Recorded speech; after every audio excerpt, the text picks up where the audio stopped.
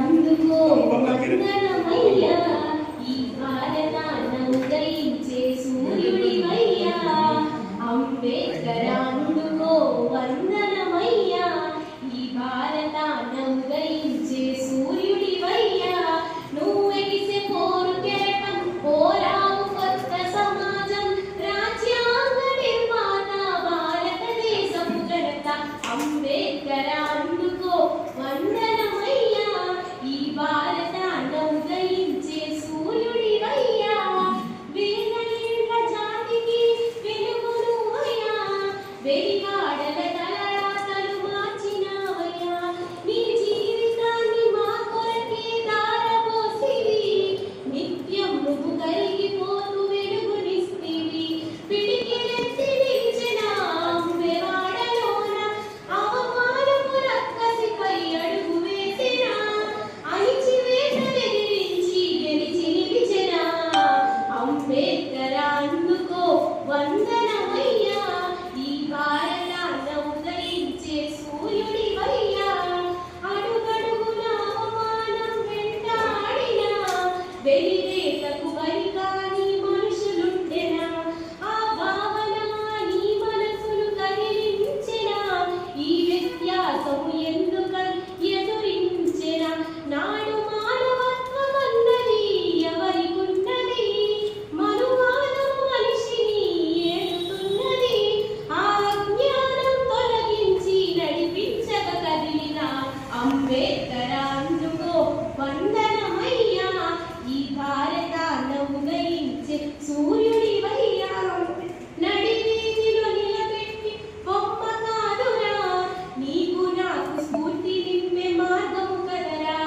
చదువే మన తలరాతను మార్చును కదరా అని వెలుగెత్తి దేశాన నడిచినాడురా నడవాలి మనం మా మహనీయుని మార్గం నెరవేర్చాలి మనం అంబేద్కరుని ఆశ వర్ధిల్లాలి బాబాసాహెబ్ ఆలోచన విధానం అంబేద్కర్ అందుకో వందనమయ్యా ఈ భారతాన్ని ఉదయించే సూర్యుడివయ్యా అంబేద్కర్ అందుకో వందనమయ్యా ఈ భారతాన్ని ఉదయించే సూర్యుడివయ్యా ఈ భారతాన్ని ఉదయించే సూర్యుడివయ్యా జై భీమ్ జై భీమ్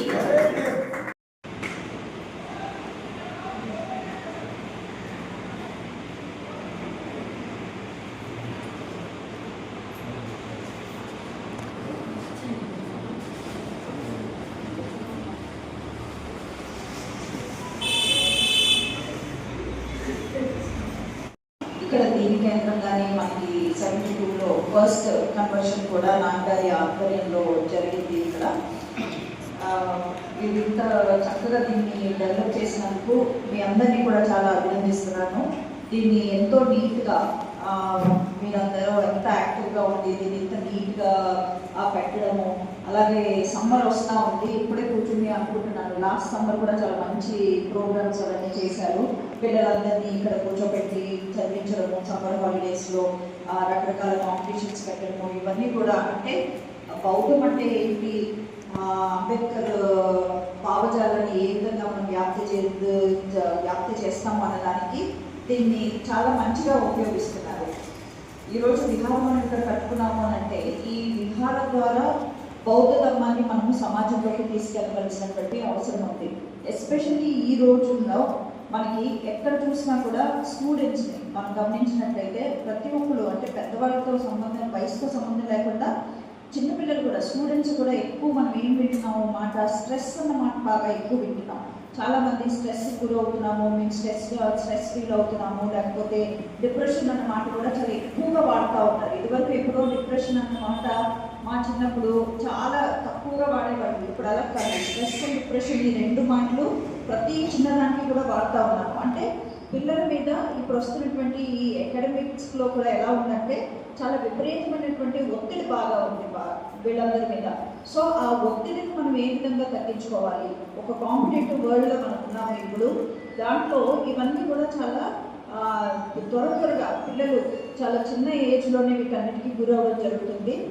వీటి బారిన పడకుండా ఉండాలి అని అంటే ఆ స్ట్రెస్లో నుంచి వీళ్ళు బయటకు రావాలి, ఒక మంచి వెరీ యాక్టివ్ మైండ్ వాళ్ళకు ఉండాలి అని అంటే వీళ్ళందరికీ కూడా మనము మెడిటేషన్ నేర్పించవలసినటువంటి అవసరం ఎంతైనా ఉంది. సో సిద్ధార్థ గారిని నేను ఈ సందర్భంగా రిక్వెస్ట్ చేసినది ఏంటంటే, రేపు సమ్మర్ వచ్చినప్పుడు ఇక్కడ మెడిటేషన్ క్లాసెస్ కనుక ఈ ఉపాధి బుద్ధ విహార కేంద్రంగా ఏర్పాటు చేస్తే అందరికీ ఉపయోగపడుతుంది. స్కూల్ చిల్డ్రన్ ఎస్పెషల్లీ వాళ్ళకి సమ్మర్ హాలిడేస్ ఉంటాయి కాబట్టి వాళ్ళు ఎక్కువగా రాగలుగుతారు. అలాగే మిగతా వాళ్ళు కూడా అందరూ వచ్చినట్లయితే ఈ మెడిటేషన్ ఒకటి నేర్చుకోవడానికి ఉపయోగపడుతుంది. అలాగే ఈరోజు పరిస్థితి చూసినట్లయితే సమాజంలో చాలా ఘోరమైనటువంటి విషయాలు చూస్తూ ఉన్నాము. బాబాసాహెబ్ అంబేద్కర్ ఏవైతే భారత సమాజానికి సద్గురువులు చెప్పారో అవి విజృంభిస్తూ ఉన్నాయి, రోజు రోజుకి ఎక్కువైపోతూ ఉన్నాయి. మనం ఇప్పుడు చూస్తుంటుంటే ప్రభుత్వం తీసుకొస్తున్నటువంటి కొత్త కొత్త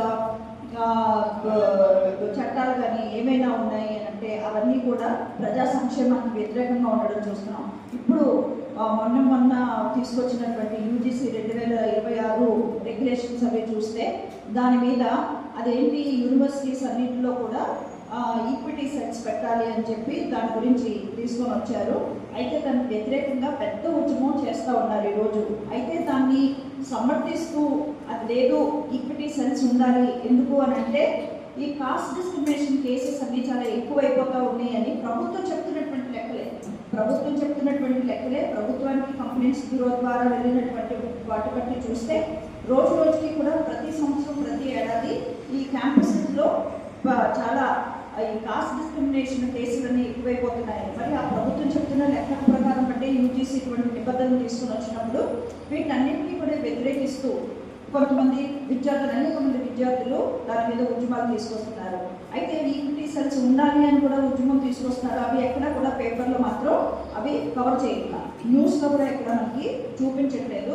మనం ఇటువంటి వాటన్నిటి మీద కూడా పౌర సమాజంగా మనం అందరం కూడా, అంటే యూనివర్సిటీస్లో చదువుకుంటున్న వాళ్ళే కాదు, యూనివర్సిటీస్లో ఉద్యోగం చేస్తున్న వాళ్ళే కాదు, మిగతా అందరూ కూడా ఇటువంటి ప్రయత్నాలు ఎవరైతే అడ్డుకుంటున్నారో వాళ్ళ ప్రయత్నాలు అడ్డుకునేటువంటి ప్రయత్నం మనం చేయాలి. వాటి మీద మనం సదస్సులవి కూడా కండక్ట్ చేసుకొని అసలు ఏంటి విషయాలు అని మనము సమాజంలోకి దాని నిజాలు, దాని ఆవశ్యకత ఇవన్నీ కూడా మన సమాజంలోకి తీసుకెళ్ళవలసినటువంటి అవసరం ఉన్నది. ఈరోజు ఇందాక గోరా గారు మాట్లాడుతూ చెప్పారు, రామ్జీ గారు నిజంగా త్యాగం చేశారు అని. అది త్యాగం కాదు, మనమందరం కూడా ఒక సామాజిక బాధ్యత, సోషల్ రెస్పాన్సిబిలిటీ, సామాజిక బాధ్యతగా చేసినటువంటి పని అది. సో అది ఇక్కడ మొట్టమొదటి ఎప్పుడు కూడా ఉపాధి బుద్ధ విహార అనగానే దీని మీద చాలా ప్రేమ ఉంటుంది. ఎందుకంటే ఇది మొట్టమొదటి విహార.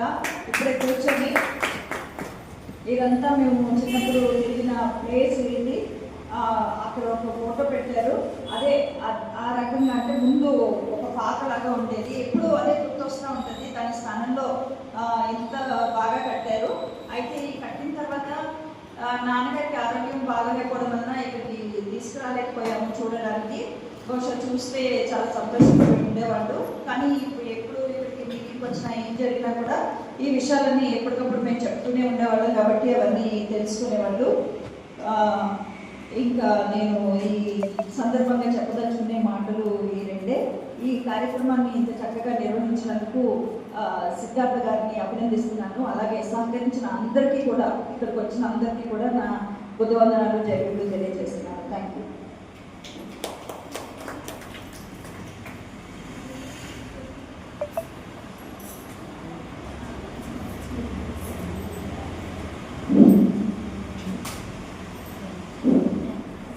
మరి ఈ విహార్కి మరి ఎప్పుడు సరే మేము కమిటీ మారుతున్న వల్ల మేము వచ్చి ఫాదర్ మహమ్మద్ పిలిచేవాళ్ళం.